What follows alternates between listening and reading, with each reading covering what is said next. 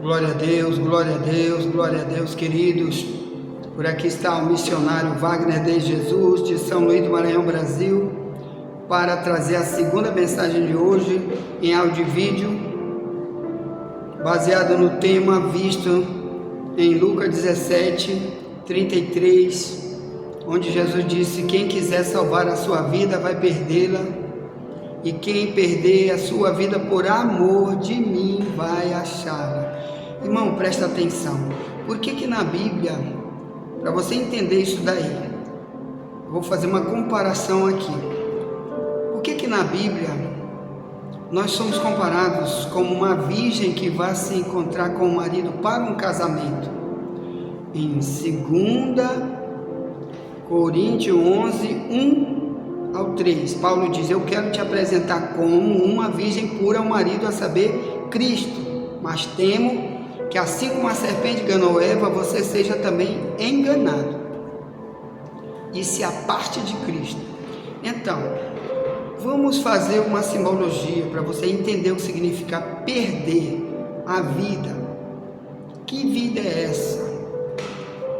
Quando uma noiva, antes de ser noiva, se ela um dia teve namorados ou teve algum costume antiético, etc, etc, se era uma mulher depravada, se era uma mulher ladrona, qualquer outra coisa, mas agora ela conheceu uma pessoa com quem quer se casar. Essa pessoa, ela é exigente, ou melhor, ela vai dizer: olha, isso aí eu não quero para você, nós vamos se casar, daqui para frente é uma vida nova.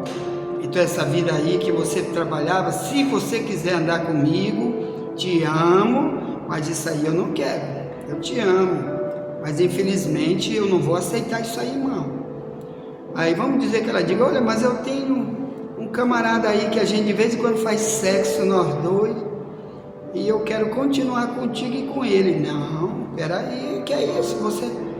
Você não é mulher muçulmana. No Islã é que o homem pode ter 4 mulheres e está tudo bem, 5, 20, 50, basta ser rico, e ele diz que está na religião, está salvo e vai para o céu do diabo. Então no cristianismo é igual, você vai se encontrar com o marido, então tem coisas que você vai ter que abandonar por causa desse novo relacionamento. Qual? Com esse marido, que a chama de noivo, né? O noivo também está lá na parábola das 10 virgens, Mateus 25, de 1 ao 13. Então, meu irmão, muitas coisas nós vamos ter que perder para se unir a Cristo. Vamos falar desse tema que Jesus disse: quem amar a sua vida vai perdê-la, e quem por amor de mim perder sua vida velha vai achá-la. Você vai salvar a sua vida. Se por amor de mim, quer dizer por amor de Cristo, você decidir jogar fora certas coisas que impedem teu relacionamento com Ele, impedem de Deus te usar para um trabalho que Ele tem para ti como servo. Então você vai ter que perder muita coisa. O Paulo usa essa expressão aqui sobre as perdas que ele teve para poder ser um cristão. Ele diz que ele perdeu muita coisa. Pega a tua Bíblia aí em Filipenses, carta que Paulo escreve aos Filipenses. Eu vou ler desde o verso 3,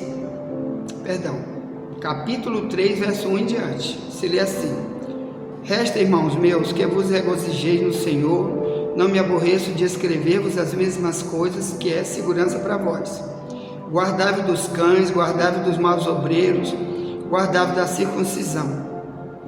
Porque a circuncisão somos nós que servimos a Deus em espírito, e nos gloriamos em Jesus Cristo, e não confiamos na carne. Ainda que também podia eu confiar na carne. Agora ele vai dar um testemunho da vida pregressa dele, quer dizer, a vida que ele vivia antes de ser um cristão. Ele diz, verso 4: ainda que também podia confiar na carne. Se algum outro cuida, que pode confiar na carne. Carne aqui é eu como eu era antigamente. Isso aí que é carne, uma expressão muito usada na Bíblia, que a Bíblia diz: quem pratica as obras da carne não vai entrar no céu. O próprio Paulo que avisa isso, Gálatas 5:19 ao 21. Então ele diz: eu confiava na carne. O verso 4 aí de Filipenses 3. Aí ele vai contar a vida pregressa antes de ser um cristão. Ele diz: circuncidado ao 8º dia, da linhagem de Israel, da tribo de Benjamim, hebreu de hebreus, segundo a lei fui fariseu, segundo o zelo perseguidor da igreja, segundo a justiça que há na lei, irrepreensível. Ao verso 7, olha a perda de Paulo aqui. Ele diz: mas o que para mim era ganho, reputei por perda. Então, na época de Paulo, qualquer pessoa que tivesse esse título chamado fariseu era igual hoje, era uma pessoa super reputada como boa, como excelente. Porque fariseu naquela época é igual um pastor muito sábio, muito conhecido, muito aplaudido de hoje. Porque os fariseus eram os pastores de Israel, eram os líderes da religião, homens que o povo de Israel tinha eles como único caminho para a salvação. Apesar de que Jesus disse que os fariseus só serviam para levar as pessoas para o inferno, Mateus 23:15. Então, os fariseus, na visão de Deus, tudo o seu ensino, seu estilo de vida, só levava pessoas para o inferno na sua religião. Mateus 23:15. Paulo, sabendo disso, depois que conseguiu ouvir alguma coisa do evangelho através de pregadores que pregaram para ele, como a Bíblia diz que um pregador chamado Estevão pregou para ele, depois veio o próprio Cristo falar com ele, depois veio um outro crente chamado Ananias explicar para ele o cristianismo. Então ele decidiu perder. Perder quer dizer jogar fora. Então, uma das perdas que Paulo teve que jogar foi a religião velha. Uma das perdas, que foi aquele status, né? Agora eu sou fulano, fariseu. Pronto, eu não quero mais. Antigamente eu aparecia, era aplaudido pelos outros, por causa da minha religião velha. Ponto, isso aí eu não quero mais. Por quê? Porque eu quero Cristo. Quer dizer, agora eu quero todo tipo de ensino que Cristo tem para mim, que por este ensino eu vou aprender a decidir, a jogar fora um monte de coisa. E uma delas é tudo que eu aprendi na minha religião velha, que se conflita com tudo que Cristo me ensina. Eu jogo fora agora tudo. O nome disso é perder por amor à tua salvação, que só Cristo tem para dar.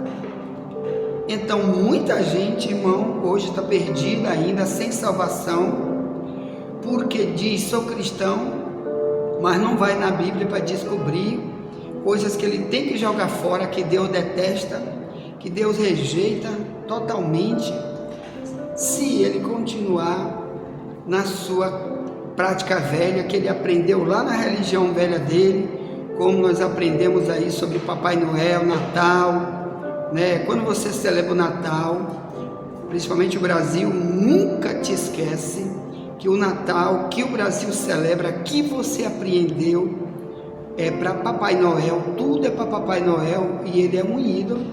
Então o cristão verdadeiramente, ele não celebra Natal por isso, porque tudo que eles consagram, os ímpios consagram no Natal, é para Papai Noel, que foi um homem que morreu, a Igreja Católica o canonizou, chamado Nicolau, e depois se transformou nisso que nós temos aí. O Deus do Natal é o Papai Noel. Nunca você vê um programa de televisão quando fala de uma loja que está vendendo isso e isso, aí diz: vem aqui, ó, comprar um presente, porque o Papai Noel aí tem aquele bonecozão com a barbona branca lá, né? Nunca alguém diz: olha, aqui é para Jesus Cristo, olha, compra, porque Jesus Cristo no Natal vai te abençoar. Nunca. Então, nós aprendemos que no Natal, eu, por exemplo, o que é que eu faço no Natal? Aqui mesmo, na nossa igreja, a gente avisa, irmão, no Natal, a igreja não se reúne, não tem culto, mesmo que caia num dia de culto, não tem culto. Por que não tem culto? Porque você vai para a tua família ímpia, você vai fazer junto com eles o Natal que eles fazem, que você fazia quando não era cristão, mas agora você vai lá ler a Bíblia para eles, você vai pregar para eles, você vai gastar seu tempo lá como um missionário pregando, que isso eles têm que abandonar, ou então eles não têm mais nenhuma chance de ir para o céu, se continuar adorando ídolo, servindo ídolo, porque a Bíblia diz: o idólatra, sua parte é no lago de fogo, Apocalipse 21:8. Então, embora que você vai ter que ter muita gente rechaçando, te humilhando, te insultando, depois que você fala isso, mas é o papel do cristão, é avisar, tá bom? Que muita perda você vai ter que ter, essa é apenas uma delas, perder. Eu quero perder. Então Paulo diz: tudo que eu aprendi na minha religião antiga, como fariseu, perdi. Então olha o que ele diz no verso 7, Filipenses 3: mas o que para mim era ganho, reportei por perda por Cristo, né? Por amor a Cristo. É que nem aqui, ó, Hebreu, né? 11, quando fala de Moisés, olha o que diz Moisés, ó, a história de Moisés, Hebreus 11:24 em diante. Pela fé Moisés, sendo já grande, recusou ser chamado filho da filha de Faraó, escolhendo antes ser maltratado com o povo de Deus do que por um pouco de tempo ter o gozo do pecado, tendo por maiores riquezas o vitupério de Cristo do que os tesouros do Egito, porque tinha em vista a recompensa. Pela fé deixou o Egito, não temendo a ira do rei, porque ficou firme como vendo o invisível. Quer dizer, ele estava vendo. Agora Moisés abandonou a vida. Qual? Ele era um dos que estava na lista para ser o próximo faraó do Egito. E ele depois conheceu a verdade de que Deus tinha uma chamada para ele como pastor de Israel, libertador de Israel. Deus então se revela, mostra para ele um monte de coisa, e ele decide abandonar todos os tesouros do Egito, porque o faraó na época era o homem mais rico do planeta, mais poderoso do planeta. Moisés poderia ser esse homem mais rico do mundo daquela época, mas mais malvado que existia era o faraó. Mandava prender, invadir cidade, mandava botar um monte de gente para ser escravo, muito ouro, e Moisés disse: não, agora eu vou para a chamada de Deus, abandono tudo, perco tudo. Aqui diz, ó, ele tinha por maior riqueza o vitupério de Cristo do que os tesouros do Egito, porque tinha em vista a recompensa. Hebreus 11:26. Quer dizer, Deus começou a mostrar que tem recompensa, bilhões, trilhões de vezes maior do que isso que se vive por um pouco de tempo na terra. Eu tenho ganho aí na minha religião velha aí, e ao mesmo tempo sou um cachaceiro, um político bandido, e ganho R$1 trilhão de emenda parlamentar por aí para enganar os outros, para mentir, fico bilionário com o dinheiro do governo. Isso é por um tempo, meu irmão, porque a hora que tu morrer, tu vai prestar conta. Existe um juiz te esperando, tu não vai passar batido. Quando tu morrer, Hebreus 9:27, diz: depois da morte segue-se o juízo, tu vai enfrentar o juízo. A Bíblia diz: Cristo vai julgar os vivos e os mortos na sua vinda e no seu reino. 2 Timóteo 4:1-2. Você não tem como escapar. Então não adianta por um tempo tu ficar no pecado. Eu que sou o cara, eu posso matar, destruir, roubar, e depois qualquer coisa eu sou eterno, vou para o céu. Como os faraós do Egito pensavam na tradição deles, eles morreriam como faraó, só por ser faraó. Já tinha uma tradição que os ídolos iriam levá-los para uma vida eterna de reinado para sempre, de riqueza para sempre. Quando Moisés aprendeu com o próprio Deus falou com ele, está lá em Êxodo 3, 1 em diante, o próprio Deus chama ele, diz, não, Moisés, eu tenho uma tarefa para ti, olha aqui. Então ele começou a descobrir uma nova vida, então trocou a vida velha, aqui diz que ele trocou por Cristo, amém? Então, voltando para o Paulo, ele diz, Filipenses 3, porque todo cristão tem que ter essa perda aqui, irmão. Muita coisa você vai ter que perder, tá bom? É isso que nós vamos falar aqui. Diz assim, Filipenses 3, 7 em diante. Mas o que para mim era ganho, reputei por perda, que é a minha tradução mais antiga, hein? Ferreira de Almeida, revista corrigida, que está mais perto do original. Aí ele diz, e na verdade tenho também por perda todas as coisas. Porque tem gente que diz, os pregadores dizem, vai ganhar, agora é só vitória, tu vai ganhar, você é o vencedor, vai ganhar. Mentira, tem coisa que tu não vai ganhar, tu vai perder. Se tu tiver um propósito de salvação, muita coisa tu vai perder, não tem negócio de ganhar não.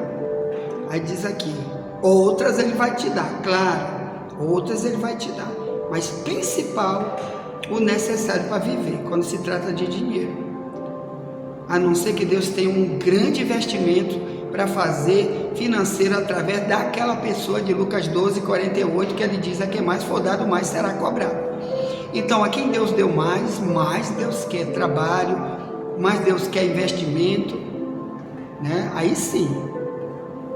Então ele diz, aí na verdade tenho também por perda todas as coisas, Filipenses 3,8, pela excelência do conhecimento de Cristo Jesus, meu Senhor, no qual sofri a perda de todas estas coisas, e as considero como esterco para que possa ganhar Cristo. Olha, Paulo, quando escreve isso aqui, irmão, ele já era missionário, de muitos anos como missionário, e aqui ele está dando testemunho. Ele podia dizer, não, eu não perdi coisa nenhuma, tudo que eu tinha do velho homem eu tenho até hoje. Riqueza, que ele era líder conselheiro, ele era um dos príncipes de Israel antes de ser um cristão, devia ter um salário super excelente, uma vida nabadesca, devia ter seus carros bonitos, porque naquela época tinha aquelas carruagens, que dentro dos faraós usavam as carruagens com cavalo puxado, isso os ricos usavam. Ele podia ter tudo, mas tu não vê Paulo com nada disso depois do cristianismo. Então ele diz, sabe o que aconteceu? Foi o conhecimento. Ele usa no verso 8, eu perdi por causa do conhecimento acerca de Jesus Cristo, fez eu perder, e depois que eu perdi, ele diz, se tornou igual esterco. Tudo que eu fui, que eu era, que eu amei, que eu me apaixonei quando eu não era cristão, para mim agora é esterco. Claro, se relacionando a tudo que é pecado, tudo que está errado, tudo que não é mais, né, da vida nova do cristão, não faz parte mais. Então, tudo isso para mim, ele diz, é esterco. O que é esterco? Uma comparação que ele está fazendo, literalmente, com aquilo que na época Israel colocava na raiz das plantas para estercar, que era, sabe qual que? Cocô de gado, de pombo, de cocô, fezes. Isso aqui é esterco, na minha tradução mais antiga. A maioria das traduções não acontece a palavra esterco, né? Então ele está comparando toda a vida velha dele como cocô, ou melhor, coisa que tu joga fora para nunca mais fazer parte da tua vida. Todo mundo, todo dia bota fora esterco, tá bom? E nunca mais ninguém ajunta isso para trazer de volta para a sua vida. Não existe um ser humano no planeta que ele pegue de si mesmo todo dia, que ele tem que fazer, isso é uma coisa biológica do corpo de todo homem, todo animal, todo peixe, né? Toda figura viva, todo ser vivo, ele tem que jogar fora, a não ser as plantas e etc. Mas animais, pássaros, peixes, seres humanos, eles saem um excremento para jogar fora, que sai naturalmente do corpo e tem que jogar fora, não pode mais usar. Ninguém usa mais isso depois que joga fora, dizendo, vou botar de novo no meu corpo. vou botar de novo, vou usar de novo dentro do meu corpo o que agora tem que ser esterco. Quer dizer, a planta que vai usar eu, não.